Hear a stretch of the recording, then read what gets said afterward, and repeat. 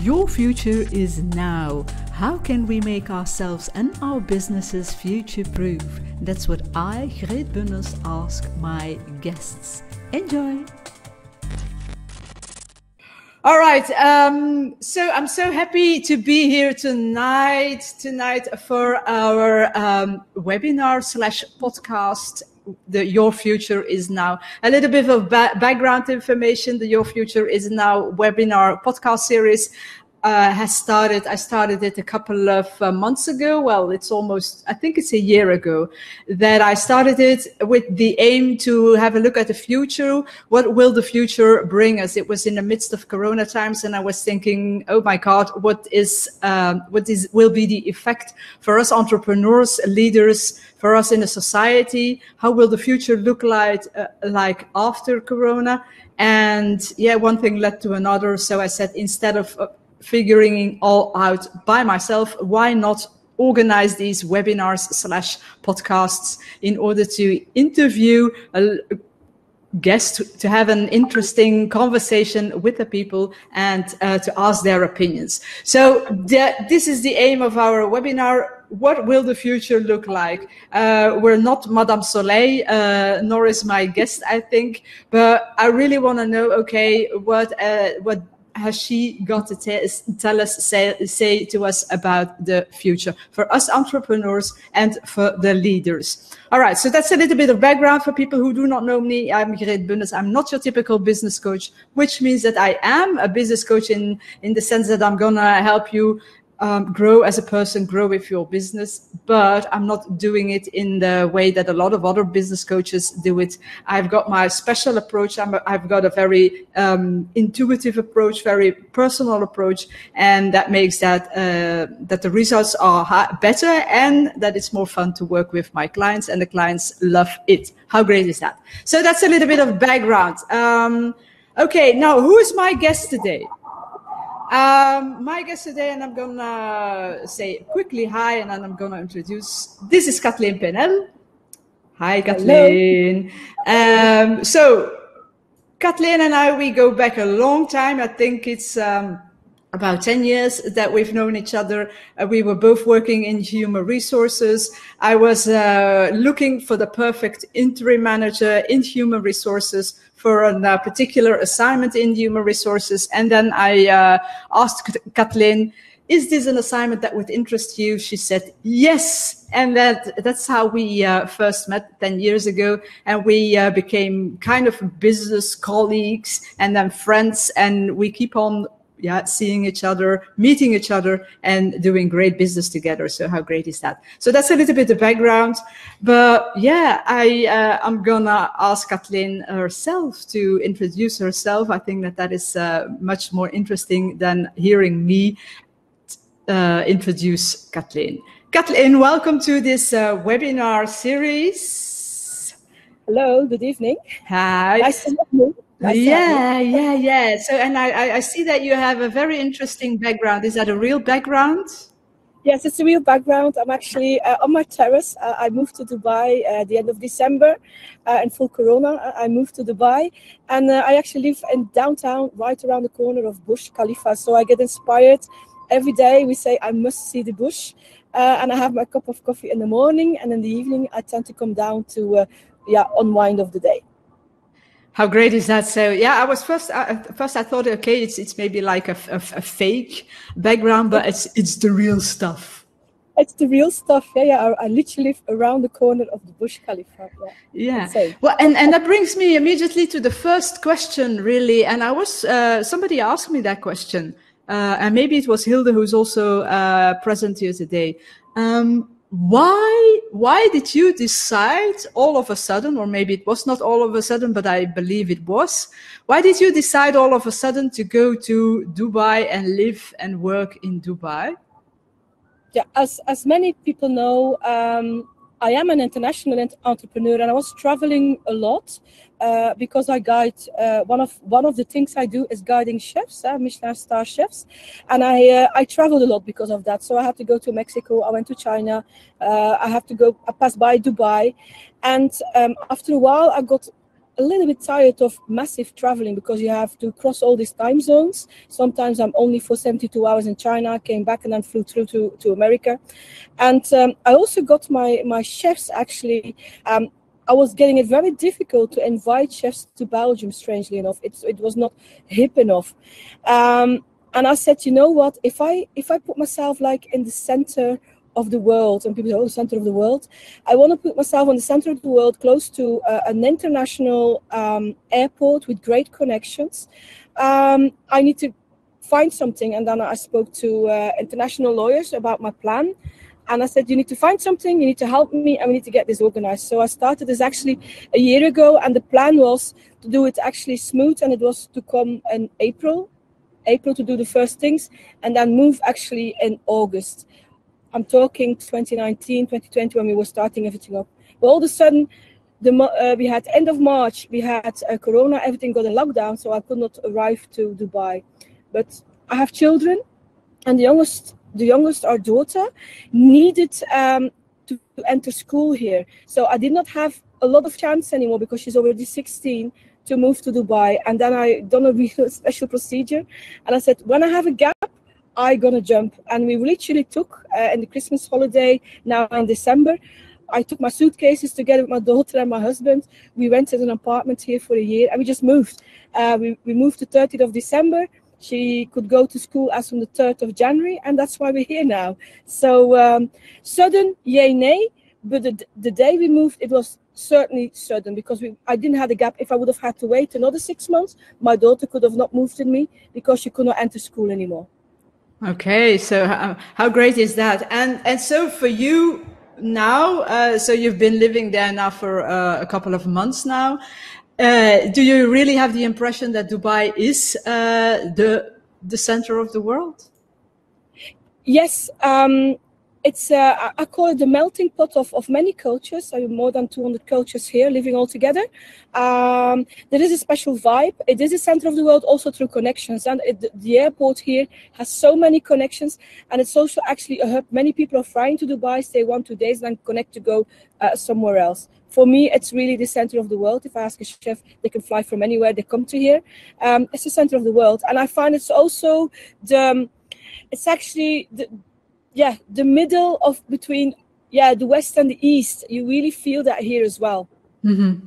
And how is that? How do you feel that? Well, you have actually these cultures. We are westernized. It's very Western culture that you have here because we had before many Brits here. You see that also in the shops and in the way the food culture is. But then you have this Eastern culture, but also you have many Indians coming here. You have Chinese being here. So it's really a melting pot of cultures, and you have to find your way to deal with this. And on top, I'm a female entrepreneur, and I'm going to really an Islamic country, so we'll challenge. So what were the major challenges that you faced in this last few months in Dubai? The major challenge was, although people have a view over Dubai that everything is possible here due Corona times, it's not. It's very strict. It's very regulated. And you have to start your business. You have to try to connect with people. You have to start your business. And you also see, we cannot forget, there's more than 1 million people that left the country. Even for the Belgians, we were around with 3,500. I think we're now at 2,500 Belgians anymore. So many people left the country because of Corona, lost their jobs. So the network was a bit in the beginning not stable, so it's a challenge. So Corona, the network you need to rebuild here, and the possibilities. The government is very strict, very strict. And strict in what way? They are strict when rules are not discussed here. So you just have to do it. On the other hand, what you have next to that is a very open-minded government that supports really entrepreneurs and people that want to take their chance. It's also an awful lot is digitalized here, so everything is done by the phone and the apps. Also the government, when you need to apply for visas, when you need to apply for your medicals, banking, we had to laugh when we opened a bank account. You go through the app, and next day they come with your bank card and your checkbook, and you have your bank account. So that service. So it's quite an eye opener. Quite an eye opener. Yeah. So, and for people who want to imagine that I would want to start a business over there or move over there, I guess you have, if you want to move there, you have to start a business or you have to have a job, correct? Yeah. Yes. So, yes. Yes. Yeah. What the main thing is, lots of people tend to come to here with their biggest dream because we have a good passport. We have to admit that we have a good passport. You can stay here the first 90 days. But within these 90 days, things need to move. Or you need to have your application done that you're going to work with somebody. When you arrive at your job, within 30 days, you need your registration done. Otherwise, you go in overstay, and overstay is expensive. Overstay means per day you're here, you have to pay a fine. You don't have to pay when you walk around, but the minute you want to catch a plane, they take you out the lane and you have to pay. So it's a catch-22. On the other hand, if you want to start a business, you have to be careful. Everybody says, oh, we can help you to start your business. You really need to let yourself being guided by good people. It took me a good year and a half of investigation with who I wanted to work here local to set up all my things. Also, you need to be connected. I have also two other companies in Belgium and Holland. That all needs to be aligned. So it's also about taxation. We do business still in Belgium. We still do business in Holland. And we are setting up a new office. So you need to be quite on top of your case. But once you're on top, everything goes fast. It really goes fast. You really have a supportive network. And the government really helps you with it. Mm-hmm. So, and is there something that now that you've been there for a couple of months now, is there something that you would have changed if you would just start over there? What would I have changed? For me, it's fine. I find a new leash of freedom, although it's very regulated. What is another change of mind when you start something, you have to pay everything up front here. And when you have no money, you cannot start. So for me, that's good because it gives me a peace of mind. I pay my bills. Sometimes I can be late in paying my bills, and then you get in trouble. And that here you can't. You have to pay your bills in advance, or you don't get connected. Your phone bill is paid for a year in advance. Your apartment is paid for a year in advance. That's how it works. So it's a great. So I said everything is paid, and you get another freedom. You have not that worries. Everything goes in a different way. People live different here. That's not like in the US where everybody has 3 or 4 or maybe more credit cards. You pay. No, if you want to apply for these things, so as a private person, you can open your bank account, but you need to adhere. Like you say, every month I put so much money on it. I have a job, so otherwise you cannot open that bank account. On the other hand, here they will not allow you to create all this debts. They are very strict in that. So what was also shocking is that it's very public. Like if somebody can't pay their rent as a business, they just put a letter on the wall that okay, the business will be closed because they don't pay the rent. So okay, so you better have some money then. All right, so I'm really curious to come over there. Katleen and we will be organizing an event in September 2021, so next September, and I'm really curious and eager to organize these events for entrepreneurs with Katleen. Now back to Katleen, and there was a live before Dubai also, of course. So you've had lots of things going on. You've created some businesses, and then you changed businesses, etc., etc. In your life as an entrepreneur, what has been your major lessons? My major lessons have been that I trusted some people too easy.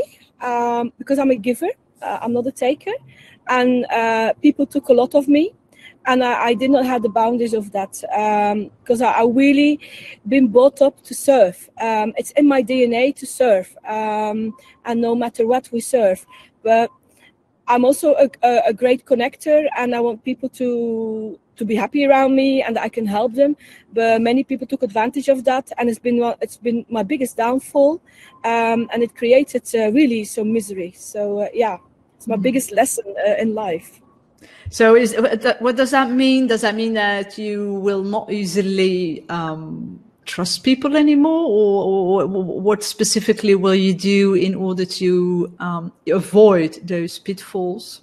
Yeah, I for a long while I struggled with, is it now me that makes always this mistake? I was really starting to doubt myself, because you had like a red line in the business, what happened up a certain point, and then it came back.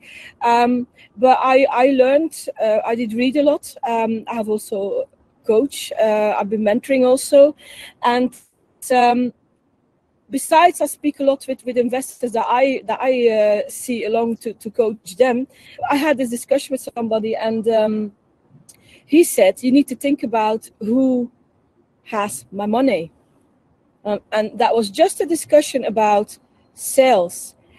And actually, when he said that, my penny dropped. Mm-hmm.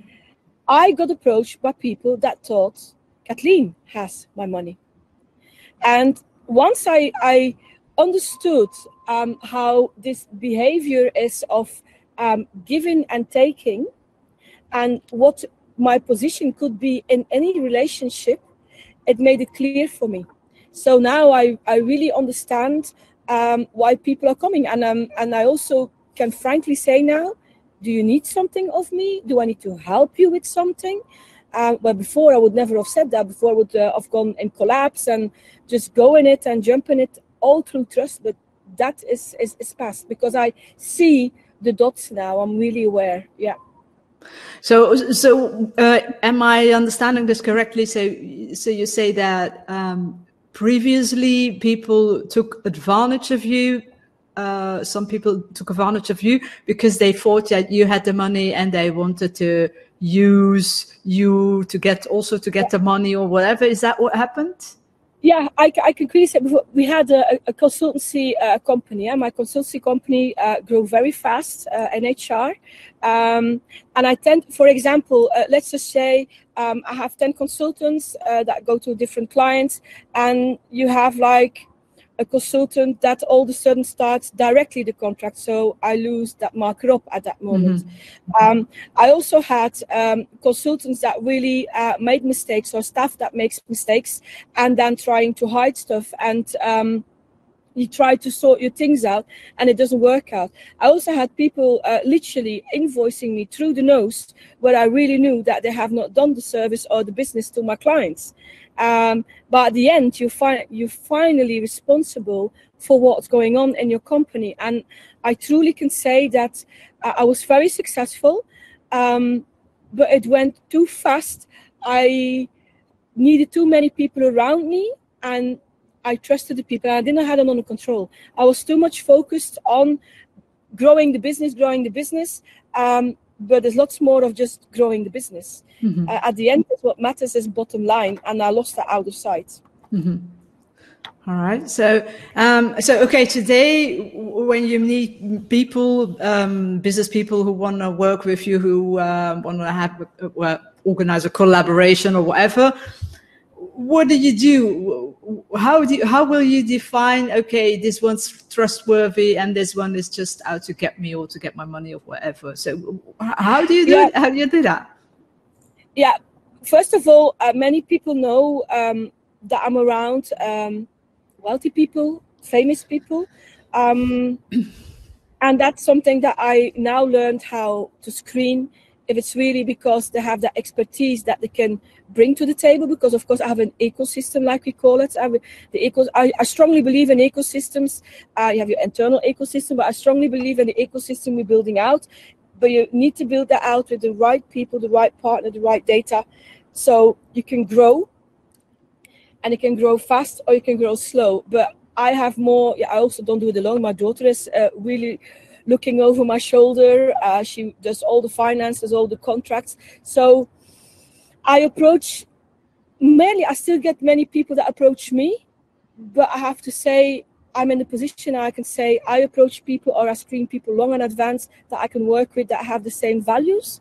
And there's a lot of talk, discuss, and negotiation up front. and I don't jump in it anymore. So I still love to do my business, of course. I still love to meet many people, and I still love to help people.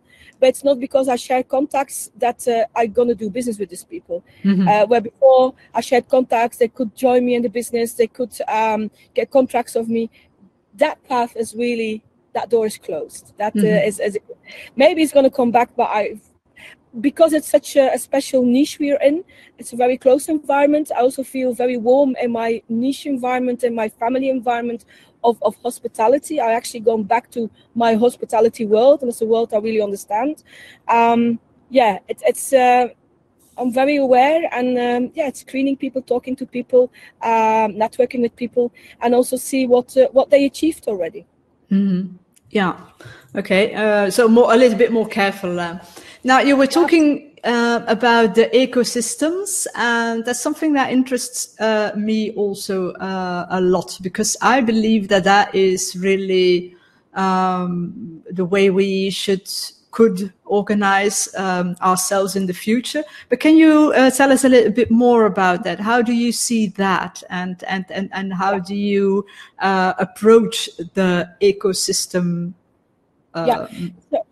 Yeah, an ecosystem. How I see the ecosystem is there's a wide range of you have products and services, and you don't do, or you don't have all the services or products in your own house, let me say. So you start creating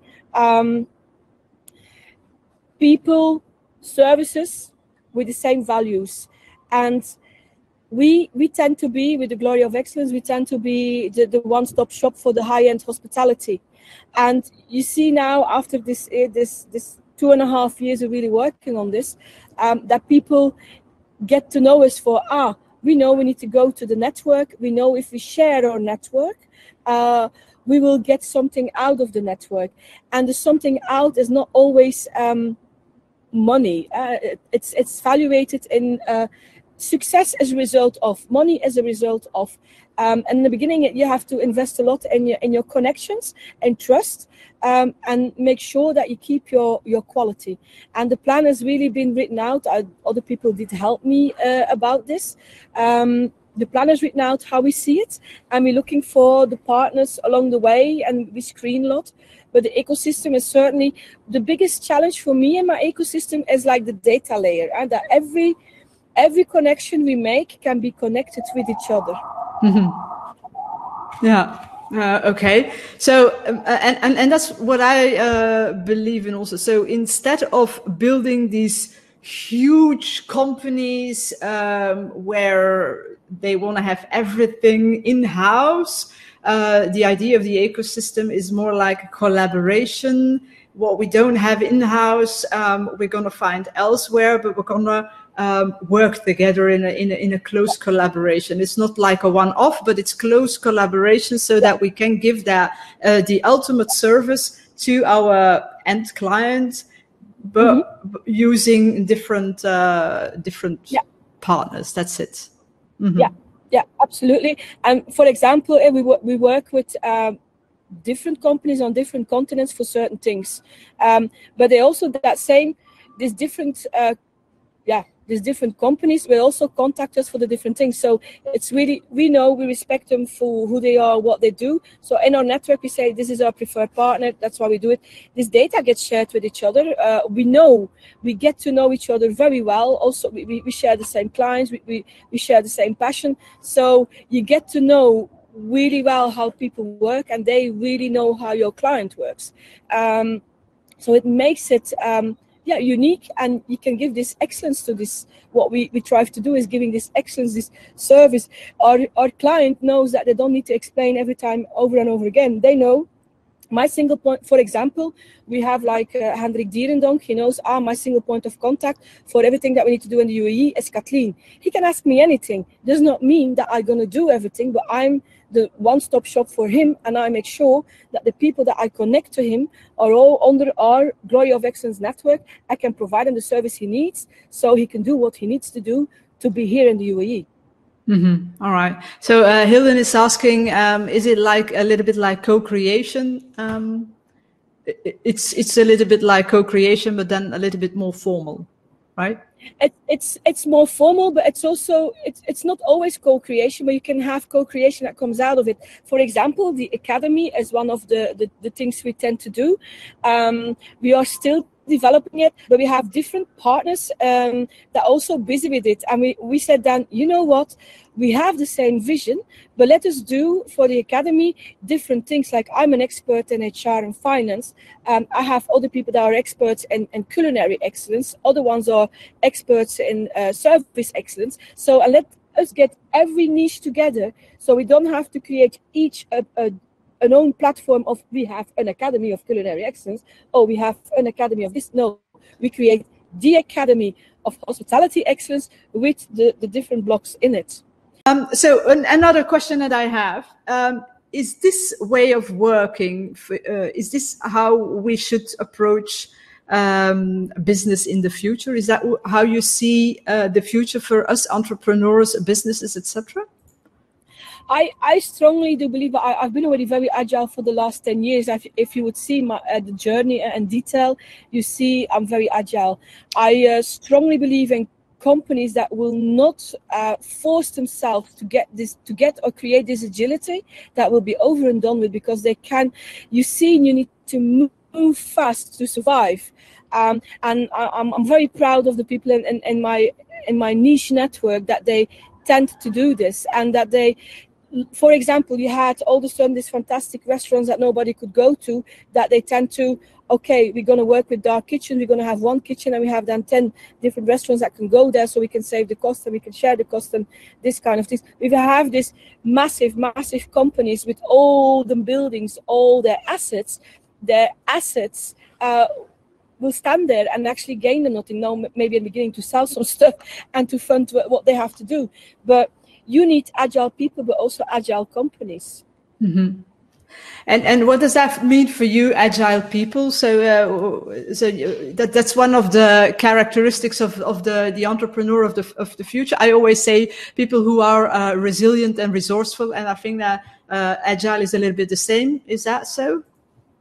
Yeah, agile as well is the ability for me to act and to act fast and to keep on moving with certain things. Also, it's not just for the entrepreneurs, but also people that are employee. I'm sometimes shocked about the non being able to move anymore. They lost it, and I had a great discussion earlier today with the team in Belgium. I said, yeah, actually, you're right. We just sit here and everything is comfortable, and yeah, we're going to see what's going to happen, because at the end, yeah, our employer is looking for us, after us, and otherwise it's the government looking after us, and that creates the inagility. They are not agile anymore. So it's also something you got learned that in school not to be agile. I find like. For me, it's like, oh yeah, you leave school and you have to go to work, and you stay at work for 20 years, and you have to make sure you climb the ladder at the same company.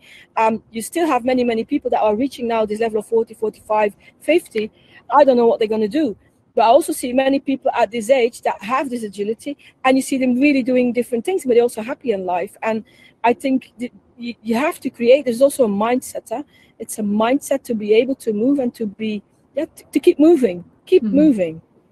Yeah, I think so too. And especially in these times, Corona has changed a lot, I think. But it's not only Corona, and it's everything that is behind Corona, and what I see coming. If we are not agile, if we are not resourceful, if we are not flexible, I think that a lot of people will, and entrepreneurs will have lots of difficulties. So that's one of the advices that I always give to people, entrepreneurs, starting entrepreneurs, but also people who have been an entrepreneur for some time now, is see to it first that you work on your network, and that's what you are doing, obviously, also, and also see to it that you're always very open, and you have this open mindset, and that you're not afraid to try new things, because if you're like the person who's afraid of change, and who always wants to do the same thing, and who says never change a winning team, And I understand that quote, never change a winning team. But if you never change a winning team, the team will grow old, and maybe the environment will have changed. And you've got a so-called never change winning team, but will it be still winning, and will it give the results that we need? So yeah, I would like to get on the part of the winning team. And a part of my job is that that we do like hotel openings, and in the hospitality there's great examples of that. They actually have pre-opening teams. They have pre-opening teams, soft opening teams, and opening teams. So that actually means that you have specific people doing a specific type of job at that moment, because the DNA of somebody that works in a pre-opening team is like to compare with somebody that works in a startup. And you see that once you pass that, oh, we are going to the soft opening, okay, the startup is going a year and a half further, you will need other people with other capabilities to bring your business further. And I always learned that from out the hospitality, that we always had different teams. So when I work in the corporate life for investors, I was like looking, okay, you want never change a winning team. And then I worked with a great investor, Michel Verharen, and he always had like the M&A team. So that was also very specific. When we have an M&A team, it's to taking over businesses and they prepare. There's special type of people. There's people that are going on the hype, that are really in this winning mood, and we're going to take it all. So there's other people then, now it's been taken over the company. Okay, now we need to clean all the mess, or we need to make all the synergies, and then we move forward. So you see, again, also in corporate, you can have your M&A team. Then you have the team that's set down to establish or to make sure that everything gets aligned. And then you get, again, after 3 to 4 to 5 years, other stuff to do the growth of the business. So that shows alone, if you want to be agile in your business, you need different type of people. Yeah, and well, that's interesting, because what if you're a solo entrepreneur, somebody working by him or herself? How do you see that? Because you've got this great idea. You said, yeah, I'm gonna start my company, and then boom, you start, but it's different, and then you grow, etc., etc. How do you see that? Because there's this one man or one woman show.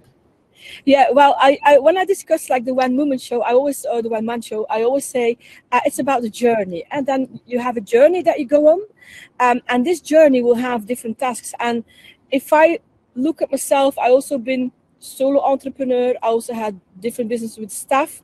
I'm now entrepreneur with my daughter, and really we have lots of collabs. So we are in these different things. But for the solo entrepreneur, I also been there. And I did find it immense difficult. And for a solo entrepreneur, it's important that they have the right sounding board and the right people next to them, like the wing woman, like I say, so they can, at different stages of their business, get the right advice. And I also don't think that you have for 10 years the same mentor or coach. You need to have the right people at the right moment in your business. You have mentors that are specialized in startups. You have mentors that are specialized in your well-being, and you're getting yourself organized. You have people that can guide you through your startup and get your loans and get your money together. And then you actually need, if you really have a successful business, you need then people that can really be busy with fiscality, like we call it, that you have your tax optimization. So in every phase, in every journey of your business, whatever it is, a corporate or the solo entrepreneur, you need the right people at the right time, at the right step of your journey. I think that's so good, and I think that you're really right there, and that is also a pitfall for a lot of entrepreneurs that I know. Luckily, not the people who are watching here or listening, because I think that the people who are watching like these kind of webinars or listening to these kinds of podcasts are already far more open-minded than some others. But there are still some entrepreneurs who think, if I do it all by myself, it's going to be better. I'm going to go faster. Well, there's this proverb, the quote that says, if you want to go fast, go alone. If you want to go far, go together. And I always say, if you want to go fast and far, come and join me. But anyway, so you've got these people thinking that they they will be able to do it all by themselves, and that way they will go much faster. So I can agree with you on that. I guess that is not the way to approach things, right? No, I learned that myself the hard way. At the end, a day only has 24 hours for everybody on this planet, and that's it. And I had, for a long time, lots of very operational jobs in the HR as well. And that means you are working very good for other people's companies, but you cannot work on your own company because your time is limited. And then, oh yeah, I need to create this. Oh yeah, it's true. I need to write something so I can get some money and I can get an investment done. These are things that you tend to forget because you're constantly busy working for your clients, but it is more than just working for your client. And you become also in that rat race that you did not want to be in, to be as an entrepreneur. So yeah, I find that a very tricky one, and I learned that now. You also have to learn to let go, because I'm a perfectionist. I also had I can do it all better. But it's better to let people around you do some things. I have a great connection with my daughter. She understands the business very well, and she does a lot. She does actually the things I did before 10 years ago. She does it all for me. And the only thing I do is every day, all the mails are coming in. I check out one time in a day, tack, tack, tack, tack. I answer and it goes, and it just flows. And that means that I don't have to worry. But I had to learn that. It was really difficult, but I had to learn that. Even now, I said it this week, more and more I feel like sorry, but I don't know if I can meet you or not. I live by my agenda. My agenda is filled by all the requests that come in or digitalized. The daughter is organizing everything. So in the evening, I just check my agenda for next day, and I know, okay, these are my tasks. That's what I need to do. And it really is very productive for me. Mm-hmm. Yeah, and I guess it must be it must have been a challenge because we started the conversation, or in the beginning of our meeting here, you said something like, "I trusted people too easily," and then okay, you know that you can't do everything by yourself, so you have to surround yourself with good people, but trusting them. So yeah, I think it's a great thing that you work with Petra, your daughter, in the business. I presume that she's really trustworthy, and she's a great girl, of course. I've got a question from Hilde with regards to your business. And she says, do I understand it well that you have different core businesses in your company? Could you share them, and how flexible do you approach them? What drives you to choose or not to choose a certain core business? My business started originally out of my HR consultancy business.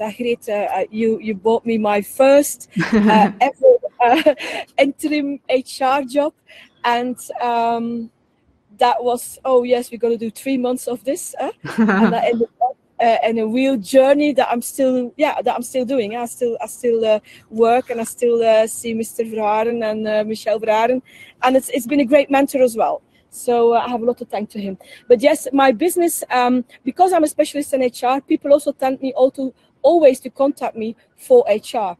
And the fact I can do, I have a very specific niche in HR, is actually optimization and automation of wages, and this connected with fiscale optimalisatie. So there's not many people that love to do that. It's a really heavy job. It demands a lot, and lots of companies are thriving on that, and it's their bottom line. Do I like to do that after 10 years? I would love to do that a little bit less, but it seems still to come to me. And I always said, I don't take new clients anymore that really are dedicated to me in that type of business, but the clients I have already for 10 years, I still work for them and give this special treatment. But my heart and soul really is in the hospitality, and the hospitality we created 9 different concepts, and it's lovely with these 9 different concepts we have the tables, we have the venues, we have the trips, we have the experts, we have the academy, we have the agency, so that you can actually swap. It's a natural flow with us that I can swap and walk between. And so my daughter always says, you are the visionaire, the developer of the concepts and the products, and then it gets settled in the market, and then people are working on it. And for me, I just say my thoughts, they challenge me, and then off they go again. So for me, I'm really at the place in my business that the most of my time is for this. At this time is connecting with people, seeing new chefs, seeing really CEOs and hotel groups, or how we can see them. As what I love to do, connect people, share my passion. But yeah, money-wise, if you really look at that money-wise, we need to be very strict and say that actually my butter and bread is still today this huge HR consultancy that we have. I'm very proud of that, but that's my butter and my bread. And because of that, I'm not dependent on banks, I'm not depending on loans, but that also means that we are not moving as fast as forward as I would love to do. And then the next question would be why? Is because I find it immense difficult to have funding for female, and I'm in the hospitality sector. So in the hospitality, that's horeca in Belgium, you can't get very easy loans for that. So yeah, I love my job. I love the core business that we do, so the HR and then the 9 concepts, but it's all linked with each other, and you need to have a balance. So and regarding the loans, etc. So indeed, that's something also that you've told me recently, that you don't have any loans with the banks, etc. And you're saying, okay, because it's very difficult, maybe. But if it were easier, would you work with the banks and ask for loans, or would you still say, yeah, well, I prefer to keep that a little bit away? I don't know. Well, it's a nice question, because a discussion that I have very often for the moment. We are at for this moment we are at the level of what are we going to do if we want to grow, and we need to take the decision if we want to stay at this path and accept that we're not growing fast, or that we really need funding. And then the question is, of course, what type of funding? And if you follow us a lot, I challenge a lot Matthias Broas from the Harbor, because this guy also said, he said, you have to stop doing what you do. You really can't get funds for what you're doing because it's so unique, but you need to find the right people. And then, of course, the next question is there, are we going to give shares on these people, or what are we going to do? And then you start to have these discussions, and I'm like, it's... I like the freedom I have. Also with this Corona, it's been a really relief for me that I did not have to worry about that, because don't forget, in Corona, all my events got cancelled. So we lost an awful lot of revenue, but I had lots of crisis management and HR to do. So I for sure could survive. I did not have to ask to get funded by the government. And I did not have loans at the bank, so I was really happy. Like, okay, I don't have to worry, so I don't have the stress, and it's really great when you don't have these worries or no stress. Yeah, I think it's also a lot has to do with what's your mission, what's a strategy. We were talking about you want to grow fast. How big do you want to become too? I mean, is it necessary to become the biggest in the world, for instance? Maybe, maybe not. And that's your choice. But if you want to choose the first thing, then maybe you will need more funding, or it will take a long time. And if you say, yeah, well, we're going to grow steadily and we'll see how big we will become. That's another choice, and thus another strategy. So it's really up to you. Yeah. I had it this morning, the discussion, very quickly, because we tend to do everything on the WhatsApp here, and I was sounding off with somebody, and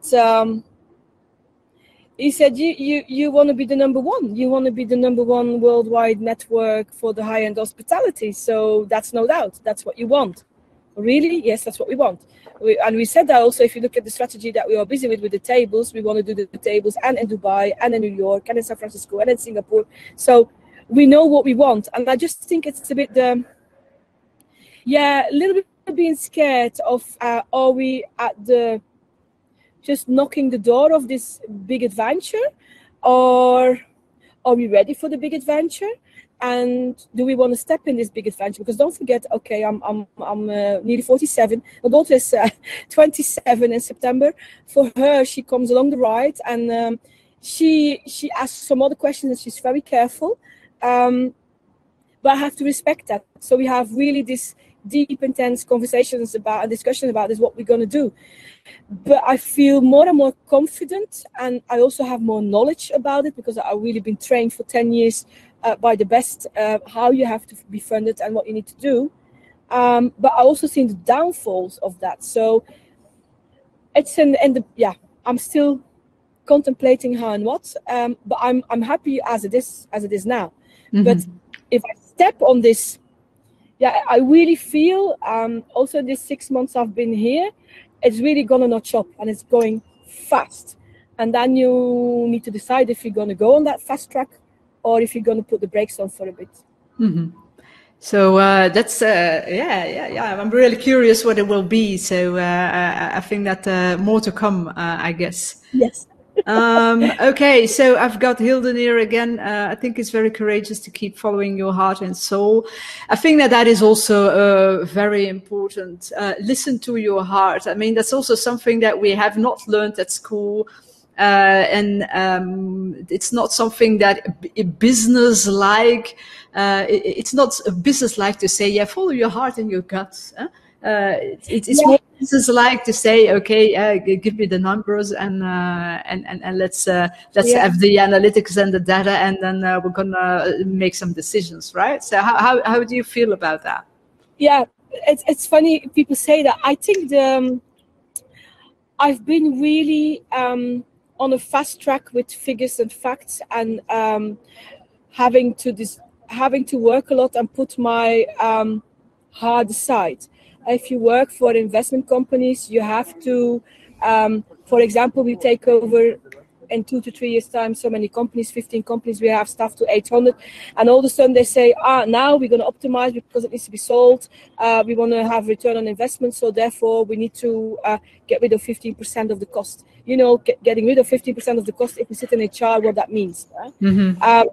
And if my little daughter said, people asked her, what did your mama? What does your mother do? She said, my mama, she's just firing people.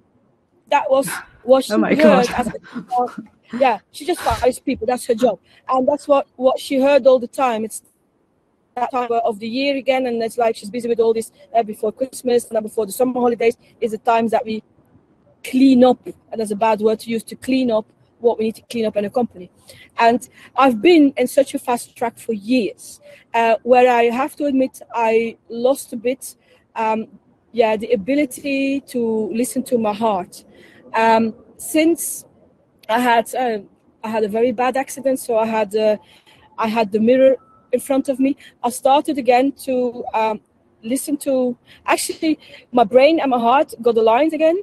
And now when we had this business guidance through Wim de Vos from Mancon, it's the first time I really heard that the guy said, look, you know from yourself if a decision is okay. You know from yourself if the person sits in front of you is okay. Trust again yourself. And he learned me some tips and tricks, and I use them, and I have to admit it works again. So I can really align myself and listen to myself and feel it's okay, it's not okay.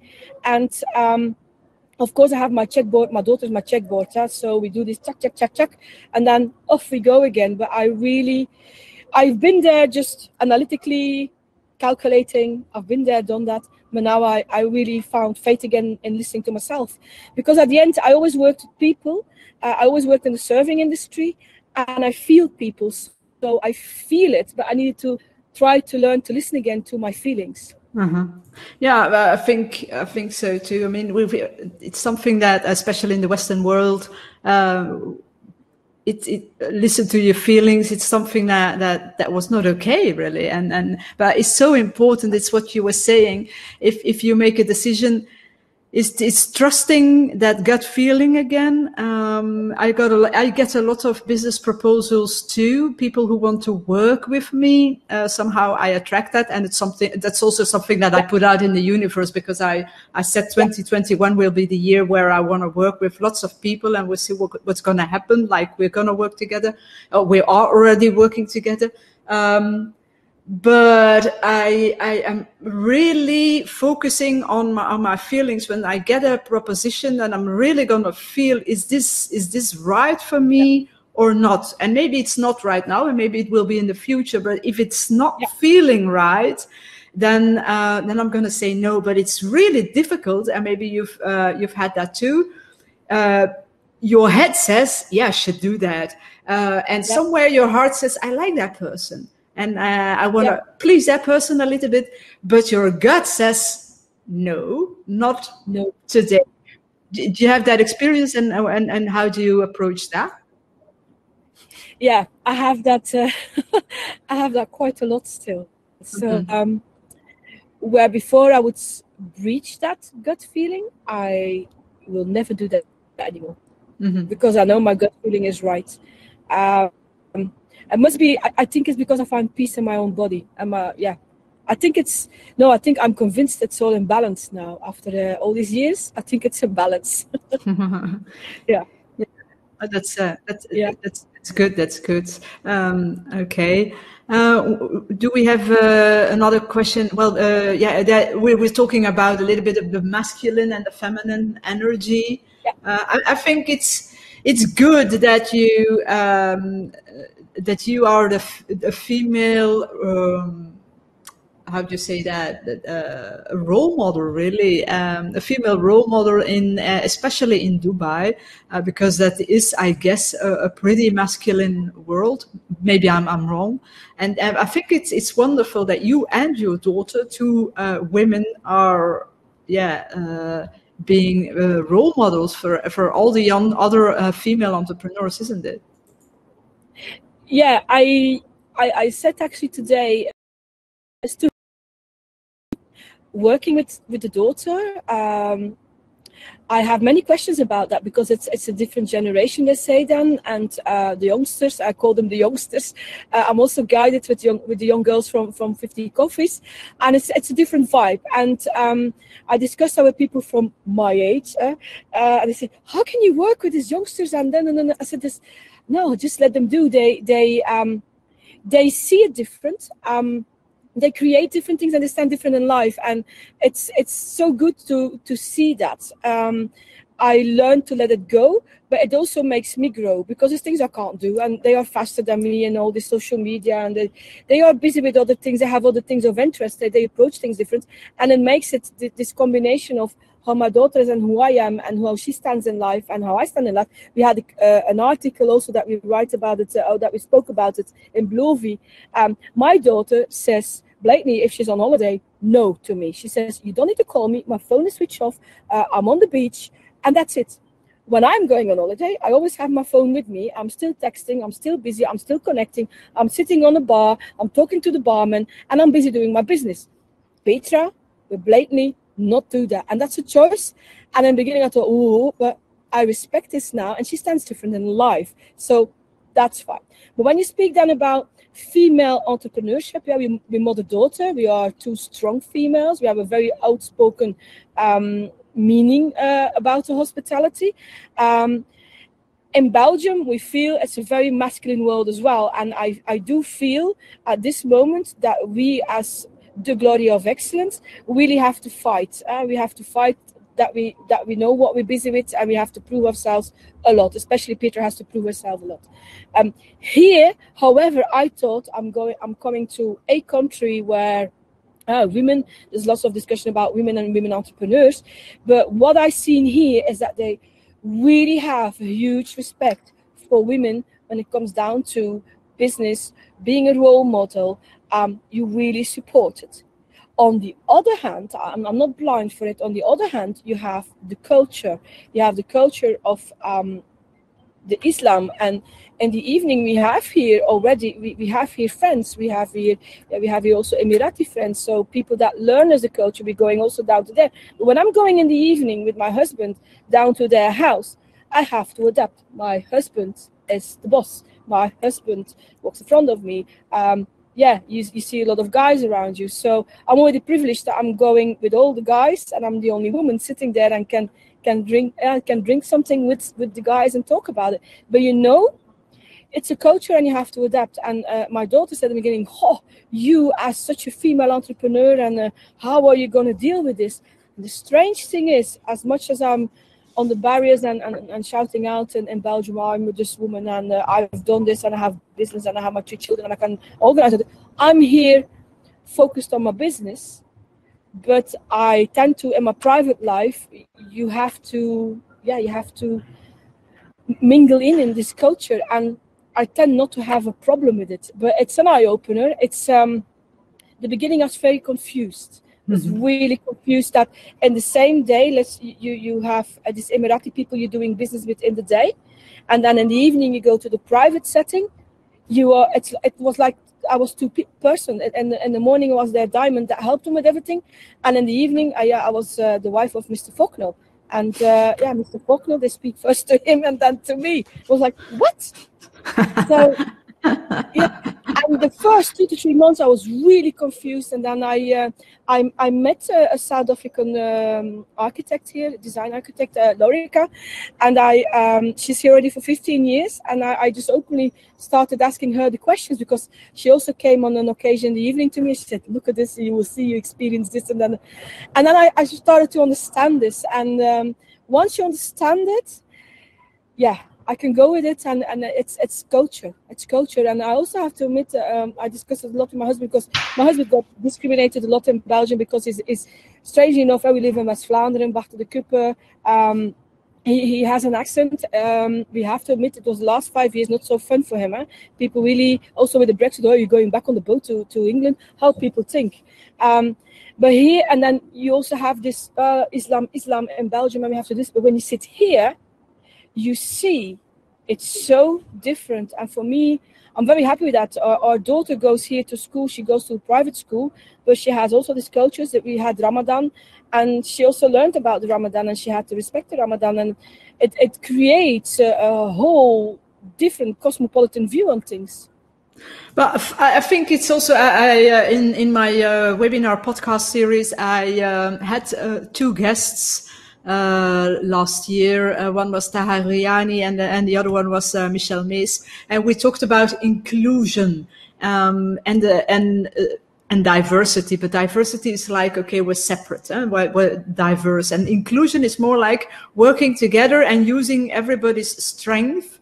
And I think it's so good that if we can do that, and we should try to learn it, especially in Belgium, but use that inclusive approach really in business. And I think that is one of the major pros in Dubai, that you've got that inclusive approach, inclusive business, and okay, you have to know that, okay, we've got Islam and we've got the other religions, etc. But still, it's an inclusive approach, and I also believe that is what we will be needing for the future. When you were talking about those ecosystems, that's also inclusion. I mean, we're using everybody's strength instead of saying, okay, you're different, and we're gonna see to it that we've got X% women on board, and X% that this generation, and X% this color of the skin. No, let's really work together and use each other's strengths. And that's also why I think it's great, and that's what Hilde also was saying, that you're working with your daughter, different generations, and in these ecosystems, I guess that you're working with completely different people, and still you're working together because you're able to work in a very inclusive way. Yeah, I strongly believe in talents. I've been a teacher for many years, and I always worked on talents, and everybody has a talent, everybody.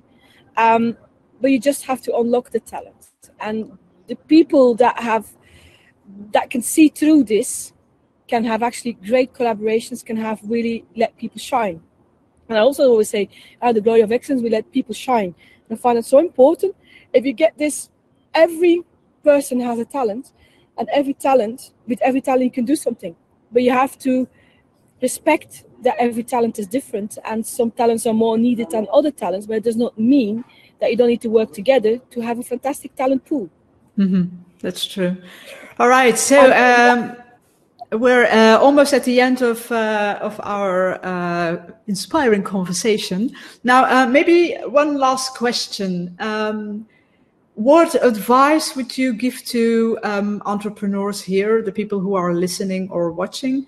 What is the first thing that entrepreneurs can do as of tomorrow, let's say, to make themselves and their businesses future-proof? So that's also my last question. That's always my last question. So what can people do, entrepreneurs, as of tomorrow, to make themselves and their businesses future-proof?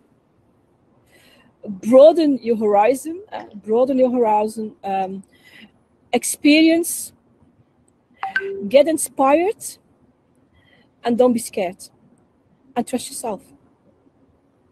And that's what if you do this for yourself, doesn't matter if you have a small business or a big business, if you really look through your real self, you'll be happy, and happiness will create this happy business as well. Mm-hmm. Yeah, I've learned that there is a minister of happiness in Dubai too. So how great is that? No, I think it's true. I mean, listen to yourself and face the fear and do it anyway. Get out of your comfort zone. You don't have to stretch too much, of course, because otherwise you might get into a burnout or something. But yeah, that's yeah. So, but I think it's true. So everybody who's listening or watching, just get out there, do your stuff. I know that Hilde, who's in the audience tonight, she's also somebody, and I love that about her. And that's, I think you're gonna like each other. Hilde is also somebody who says, I've got a creative idea and it's gonna be done. And then I'm saying, oh my God, how does she do that? And so she said one day, okay, I'm gonna go to Australia. I mean, maybe I don't have the money, but I'm going to get there and I'm going to find a job there or whatever, but I'm going to Australia. So that's what Hilde was saying, right? So, and I think that's why you and she should connect and get to know each other, because that's it. You've got an idea, say, okay, let's try it. Maybe it's going to work, maybe it's not going to work, but at least we tried. I did post that, I think last week on my thing. It's just simple, just do it. Yeah, that's it. And try to take a calculated risk once in a while. It's okay. And what's the worst thing that can happen? That's a question that I always ask. What's the worst thing that can happen? Somebody said this morning, I'm afraid to ask higher prices. I said, how? What do you mean higher prices? Yeah, I'm charging now 140 an hour, and I would like to ask 150. But I'm afraid to do that. And I said, oh my God, just do it. What's the worst thing that's going to happen anyway? Yeah. Okay. Yeah, maybe the client will say that he doesn't want to work with me anymore. She's been working with that client for almost 10 years. I don't think that he will say, oh, okay. Anyway, okay, so well, thank you very much, Katleen. Well, I'm sure that we could go on and on and on with this interview or this conversation, of course. But we've got only 1 hour, so I really wanted to thank you. If you wanna find Katleen, she's got a website, and that's katleenpenel.com. Of course, you've also got the Glory of Excellence if you're interested. Katleen and we are organizing a 3-day event in September 2021 in Dubai for entrepreneurs who are not afraid, who dare to go out of their comfort zone. And we're going to work on our personal brand, on our mindset. The theme of the 3-day training workshop experience is master your mind, master your brand. And it's going to be an exciting, exhilarating experience. It will be much more than training and workshop. It will be an experience of a lifetime. That's right. All right. I love to create experiences. Yeah. I'm so looking forward to it. So next week we'll give some more information about the exact details, and I'm so looking forward to it. So thanks again, Katleen, for being here, for sharing your thoughts, for being also very vulnerable, because you've also shared some difficulties that you've encountered in life, and it's always great to see that. We never become a great entrepreneur just like that. It's the journey, and sometimes the journey is a little bit difficult, but with a little bit of luck and a lot of courage, we get there. We get there. Yes. Okay. Thank you very much. All right. Well, that brings me to the end of this this webinar. Thank you very much for all the people who were here in the audience. Thank you for the people who are watching later on or listening to this webinar podcast.